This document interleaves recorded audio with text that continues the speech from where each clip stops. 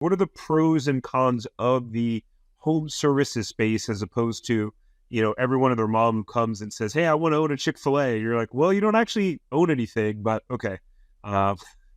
No, that's great. I mean, and I'm biased because especially the brands I cover are repair brands.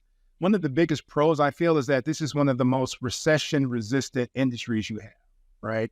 When it comes to your home, you have to get things repaired. These aren't things that you can put off for later, right? If your sink is broken and is leaking water everywhere, you're not going to wait 6 weeks until, you get paid. You got to find out how to get it fixed right now because it's going to cause more damage. So the home services space, I feel, is really recession resistant, right? Also, when I look at the overall home services inventory, right, or this a home inventory, we see that the population increase is driving more homes coming online, right? New construction of homes to accommodate the growth and population.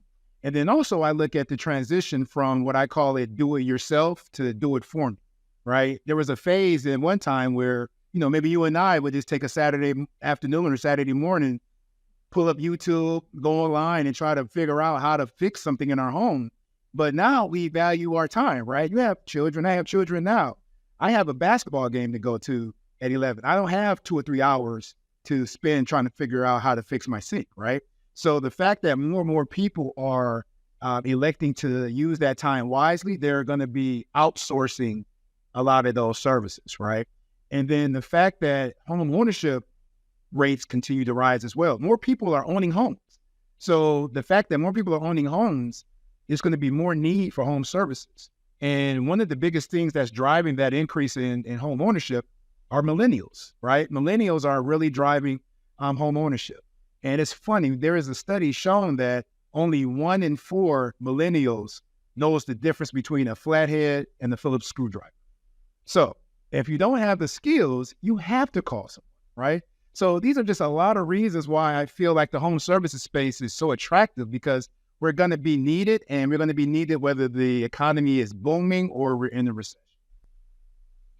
Yeah, we just had our the weirdest thing happen. Our hot water heater, we got like a crack in the nut that was connected to the hot water heater to the main water line.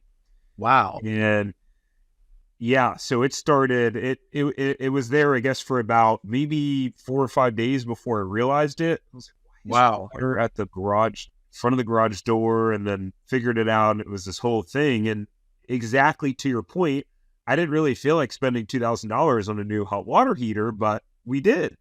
And it's like, okay, great. If I didn't plan on spending $2,000 on anything, I'm pretty tight with my money. I don't like to spend. And so it is a good point, which is things are going to happen, and it's a matter of necessity, right? Which is really, really interesting. If you enjoyed this short clip from the podcast, you can check out another short clip right here. Or if you want to watch the full episode of this podcast, you can watch that here. And remember, knowledge is not power. It's applied knowledge that's power. Take care. Have a great rest of your day.